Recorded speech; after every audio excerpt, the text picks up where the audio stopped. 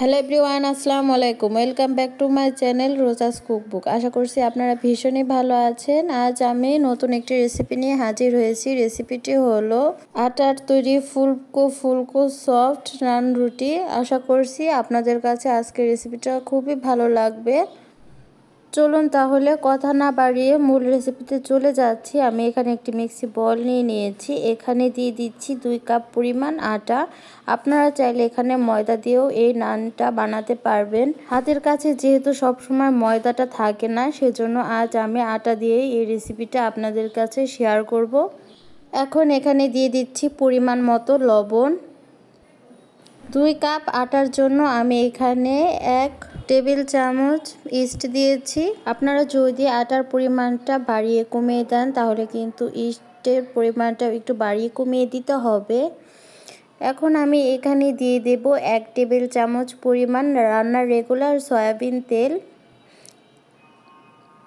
আর দিয়ে দেব 1 টেবিল চামচ পরিমাণ ঘি। ঘিটা দেওয়ার কারণে কিন্তু ইস্টের যে একটি গন্ধ আছে ওটা থাকে না। তবে আপনারা যদি ঘিটা দিতে না চান তাহলে এখানে 2 টেবিল চামচ পরিমাণ রান্নার রেগুলার সয়াবিন দিলেও হবে। এখন এই উপকরণগুলোকে হাতের মাধ্যমে ভালোভাবে মাখিয়ে নিতে হবে। আর এই মাখানোটা অবশ্যই ভালোভাবে করতে হবে একটু সময় নিয়ে, তাহলে কিন্তু নান রুটিটা খুবই সুন্দর হবে।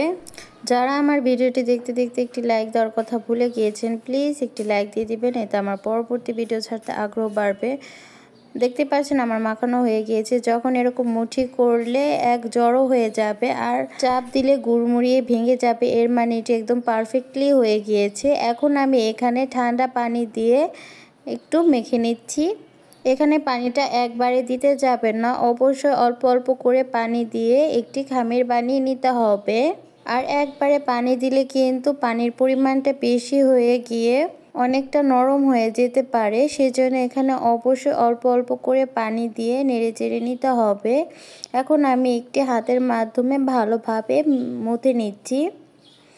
মথে ঠিক এরকম একটি খামির বানিয়ে নিচ্ছি, দেখতে পাচ্ছেন ঠিক এরকম হবে। আমি আপনাদেরকে একটু চাপ দিয়ে দেখিয়ে দিচ্ছি। এখন এখানে আমি সামান্য পরিমাণ রান্নার রেগুলার সয়াবিন তেল দিয়ে দিচ্ছি।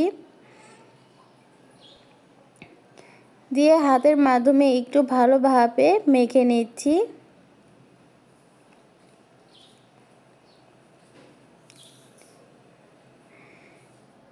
মেখে নেওয়া হয়ে গিয়েছে। এখন একটি ঢাকনা দিয়ে ঢেকে একটিকে আমি প্রায় 1 ঘন্টার জন্য রেস্টে রেখে দেব। চলে আসলাম 1 ঘন্টা পর। দেখতেই পারছেন ফুলে কিন্তু ডাবল হয়ে গিয়েছে। এখন এটি আমি ভালোভাবে মুথে ভিতরে যে বাতাসটা আছে ওটি আমি বের করে নেব। দেখতে পাচ্ছেন ঠিক এভাবে ভালোভাবে মুথে নিতে হবে।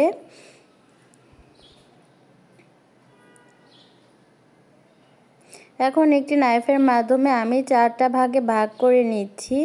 অর্থাৎ এখানে 2 কাপ আটাতে 4টি নান রুটি হবে। দেখতে পাচ্ছেন এখন আমি একটু ভালোভাবে ঝুলা দিয়ে নিচ্ছি। আমার এরকম নিত্য নতুন রেসিপি পেতে চাইলে অবশ্যই সাবস্ক্রাইব করে পাশে থাকার বেল বাটনে ক্লিক করে রাখবেন। এতে আমার ভিডিও ছাড়ার সাথে সাথে আপনাদের কাছে নোটিফিকেশন চলে যাবে।